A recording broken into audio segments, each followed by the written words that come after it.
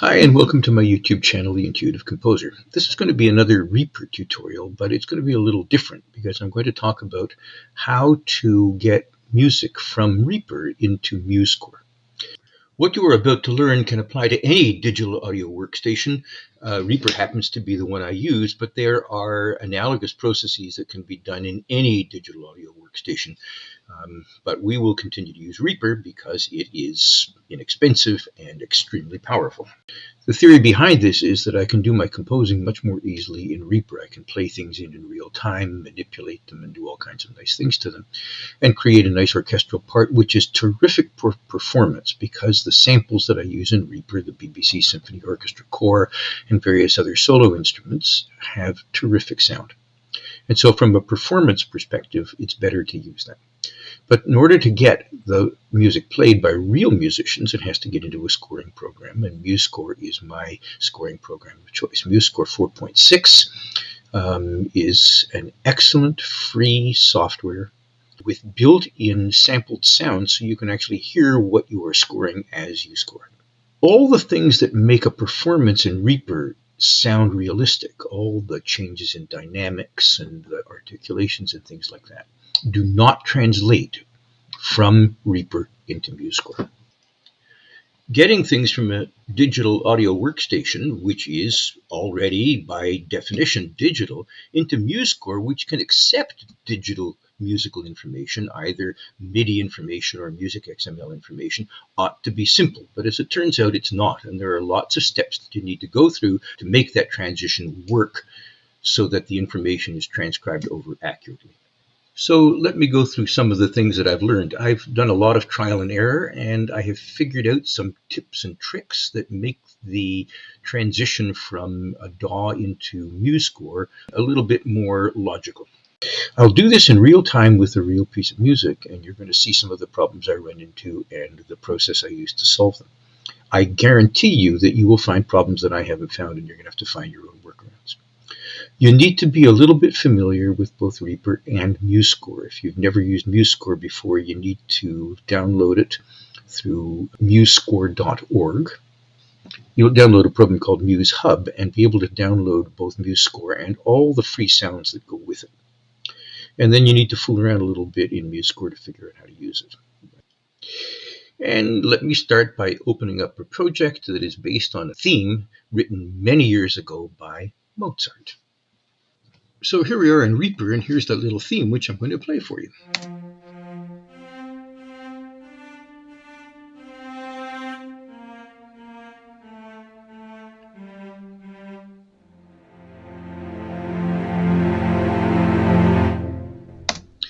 Now let's look at what the MIDI information is underneath this.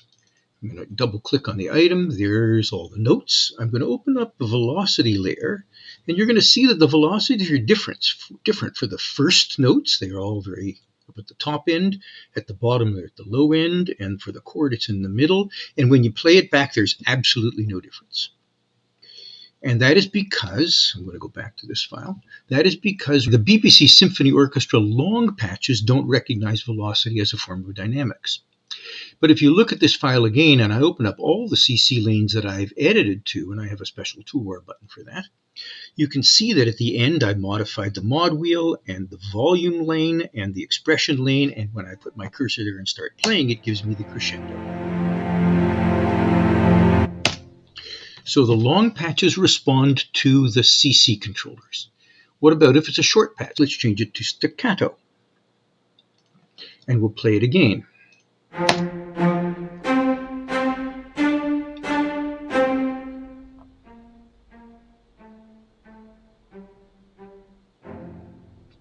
So now it's responding to the velocity information, but it doesn't respond to the continuous controller information.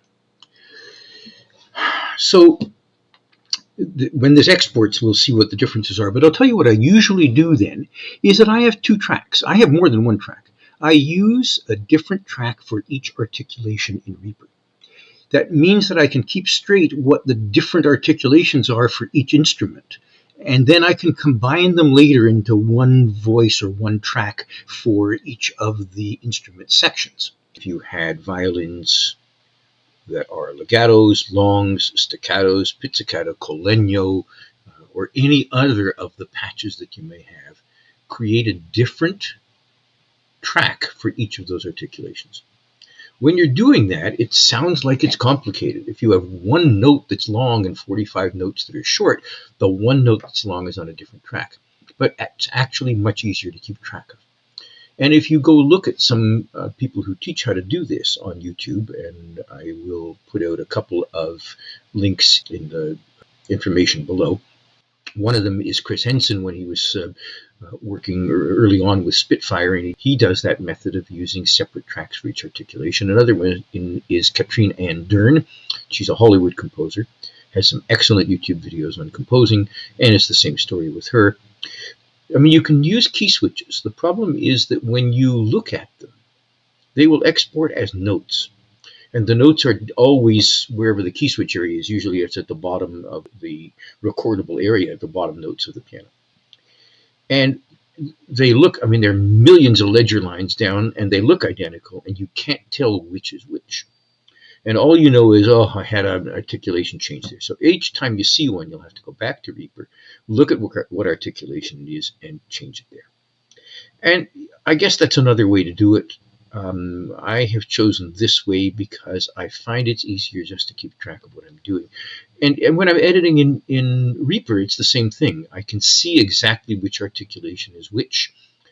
I don't need to look at the key switch and figure it out in the middle of writing my composition. So what I would ordinarily have, if I wanted to have both longs and staccatos, I'd have two tracks. So I duplicate this track. This bottom one is still staccato. I'm going to change this one back to the longs. So what I'm going to do is to remove the short notes from the long patch, and we're going to label these cello longs and cello shorts. So I'm going to go to the long patch and remove the short notes. Double click on it.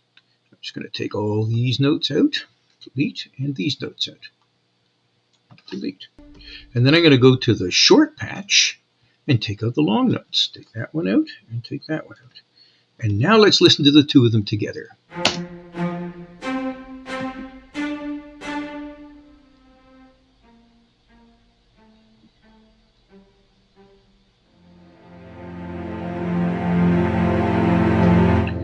So that's how I have all my instruments set up in Reaper, with each articulation on a separate patch. It's very easy to see what you're doing.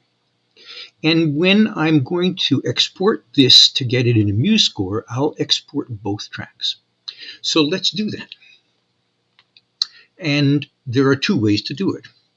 One way is to control-click on each file, export project MIDI. It's going to go to Reaper to MuseScore Twinkle Demo. That's good enough, to the MIDI. And we are going to save that, show it in Explorer. And I'm going to open that up in MuseScore. And I'll show you what it looks like. And there are two tracks. It doesn't tell you which is which. It becomes fairly obvious, but the tracks are not named. This is obviously the shorts. And that's the longs.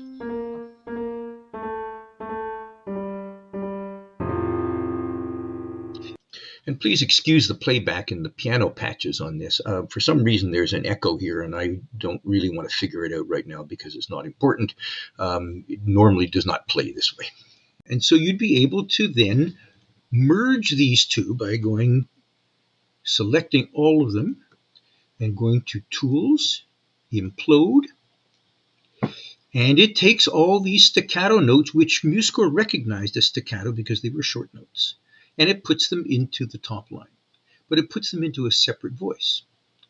So I want to change that to voice 1 because it is only voice 1. So I go over here, voice 1. It took out the staccatos. So I have only the short notes are selected here. So I go Shift S, put the staccatos back in, and now I've got it. And I don't need this staff any longer, and I can take it out. And it will play like that.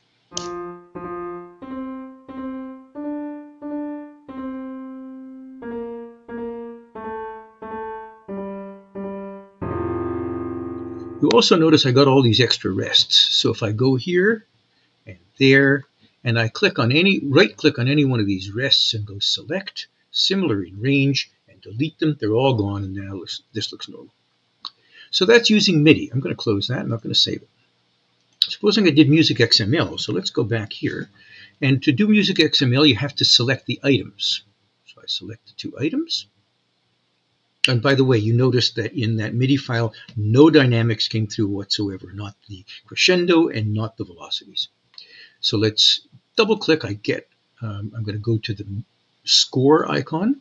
I have both staves, but I've got the cello as a grand staff, so I'm going to change the default clef by right-clicking here. Default clef for the cello is bass. And on this side, make sure you do this for all your instruments. Default clef is bass.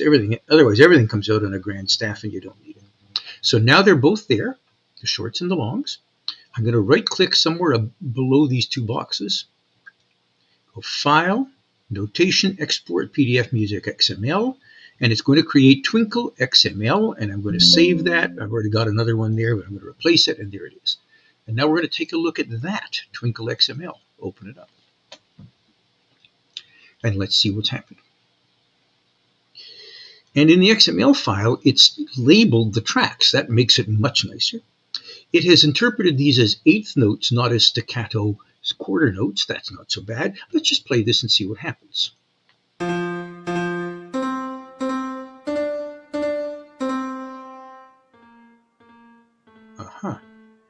It responds to velocity, but not to the CC lanes.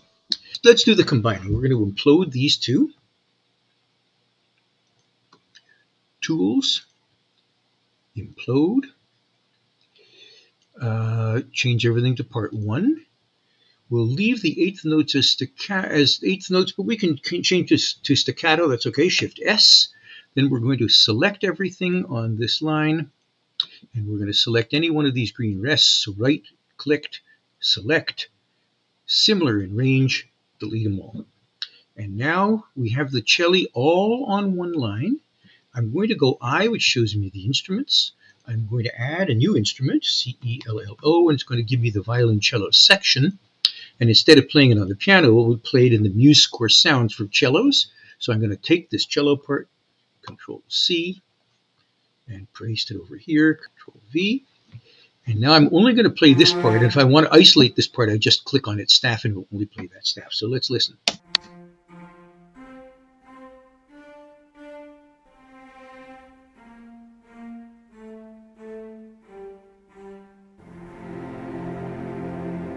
So the cello patch in MuseScore doesn't respond to the velocities. So when we have inconsistent results about this kind of thing, I'll tell you the simplest thing to do. I'm going to close this now. The simplest thing to do is when you are in Reaper and you are looking at the MIDI piano roll, and you can just look at the velocity layer. And the smartest thing to do to avoid any of the problems with inconsistency is to select all the notes, drag all the velocity, pick one, drag them all to the top, and then drag them all back down until they're about 110 in this little box over here. So they're roughly there. And you can do that for all the tracks in the whole project. Let me just show you. Let me just change the color of this one so it'll be a little bit more obvious. Change it to custom color. Let's give it a nice orange. And what I can do is select both of these items, double click, and there's all the MIDI information in both tracks. And you need to set up Reaper to do one MIDI editor per project in order to do that. I'm not going to show you that in this video. What you do is you go here, Control A, which selects all the notes, grab any one of these, drag it all the way up, and then bring it down a little bit so that the little box on the lower left-hand side reads about 110. All the velocities will be the same when we export it in MusicML or in MIDI, and you'll be starting fresh in MuseScore, able to input your dynamics without having to worry about what Reaper has done before. And that's probably a better way to do it because MuseScore will respond to the dynamic markings that you make in the score. So let me go back and pick up this Music XML file again. We're going to go I, and we're going to remove that line, and we'll remove that line, and we now have just the cellos. Now, if I wanted to start by changing the dynamics, I would go to Dynamics, and I would put Forte over here. This I want piano, and this I want crescendo, and I don't want that much of a crescendo, so we're going to take it back to there. And then for fun, we're going to put in a diminuendo, and I'm going to put this should be at forte, and this is going to be at piano again. So let's watch how this plays.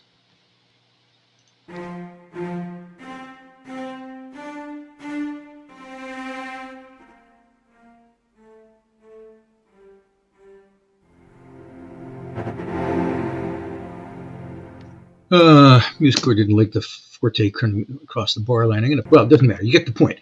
That MuseScore, the score dynamics will actually come into the playback using the MuseSounds. And so you don't really want all the dynamic changes happening in Reaper to come over here, because then if you added the dynamics in MuseScore, it wouldn't sound correct. Piano on top of an already soft patch would be too soft. So you don't want to do it that way. The other important thing that I've learned is that Music XML gives a more accurate translation from the Reaper MIDI information than does MIDI export. This is particularly true when you have a complicated piece of music using triplets or various other pentuplets or anything else like that. The MIDI information comes across as garbled, but the Music XML information is read correctly and imports much more readily into MuseScore. So I've chosen the MIDI XML method as the standard way of doing things, and I don't do MIDI export. So here's the Coles notes of it. Create your project using separate tracks for each articulation for each instrument. Export instrument by instrument in Music XML. Massage those MIDI XML files to create one line with every articulation, and then copy them back to a main orchestral score in MuseScore, and that will work. So that's the end of part one. The next part, which I will publish in a different video, we'll be looking at a real project that I've written called Winter, and I will show you how I get things from a complicated project in Reaper into MuseScore. And then a third video, I will show you how to manipulate what's going on in MuseScore so that you can add the dynamics and the timings and all the other things that you want to change. So I'll do a little bit of composing, or at least editing the composition in MuseScore in the third video. So that's all for now, folks. Thank you for watching. Please subscribe, and there will be a new video up within the next day.